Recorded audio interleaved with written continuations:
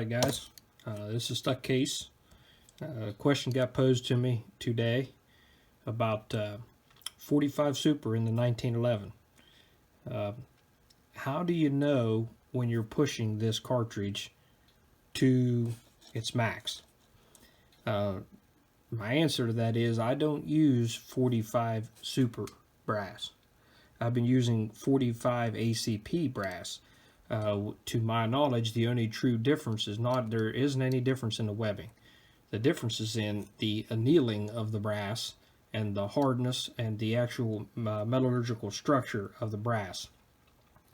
So what I'd like to pass on to you today is some signs that you can look for when hand loading either the 45 ACP or 45 Super, or for that matter, any other cartridge. In fact, I have a 10mm one in here to show you an example.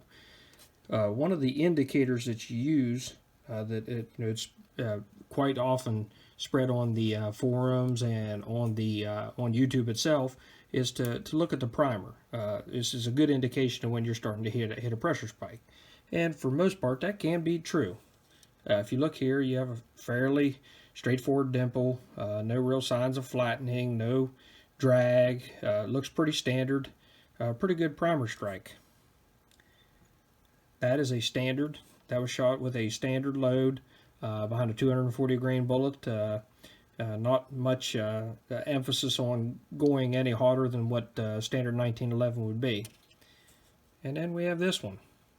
As you can see, primer drag, primer slightly flattened. You can see the grooves on each side right there, indicating a considerable amount of pressure.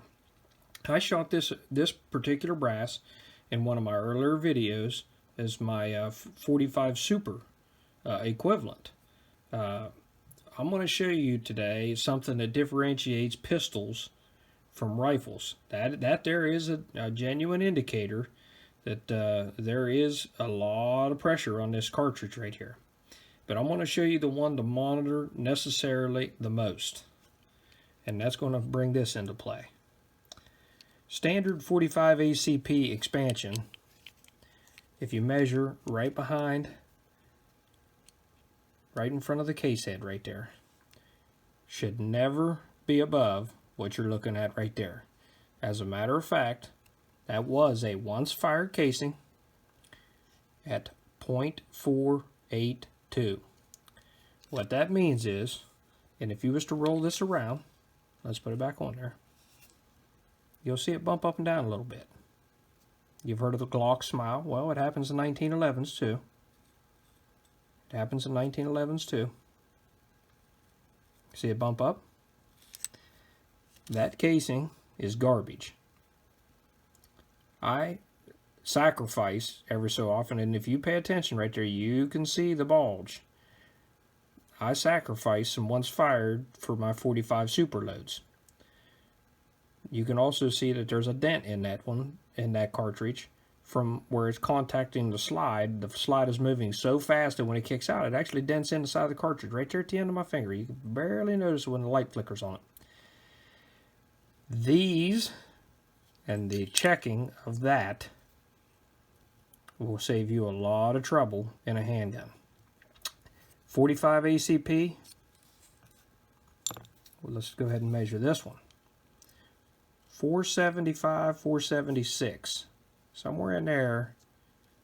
Excuse me, I have to get it right squared up. 475, 476. That's what you're looking for. That's okay. That's normal expansion. You run that through your die, everything will be okay.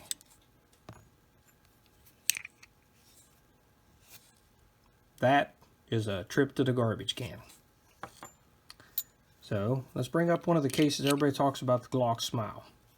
I'm going to show you how to check for it. Standard expansion right there. Watch the gauge. Do you see it bouncing up and down at all? It stays pretty steady. Well within spec. Well within spec. You don't see any of the major bouncing up and down attributed to the Glock. You can see it's been shot in a Glock. Look at the primer. You can see the typical Glock emblem on the primer itself. Just a little bit of bounce there. well within the spec of that cartridge. In fact, that cartridge right there with that load has more room to go. There is room to maneuver there. Regardless of what you see right there on the primer, that's standard Glock. That's standard Glock. Measure it right there. Look for that case head expansion. Again, normal.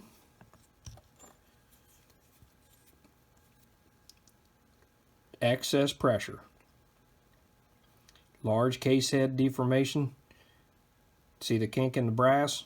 That one's going to the garbage. That casing is as far as my 1911 will go. Could it go a little bit more? More than likely. 482, that's where I cut it off. It's not going any hotter. I don't need to pressure check it, but that's where that cartridge is getting cut off. That's well within 45 super spec with the 255 grain loads that I'm shooting, and that's how you check the 45 for its max potential.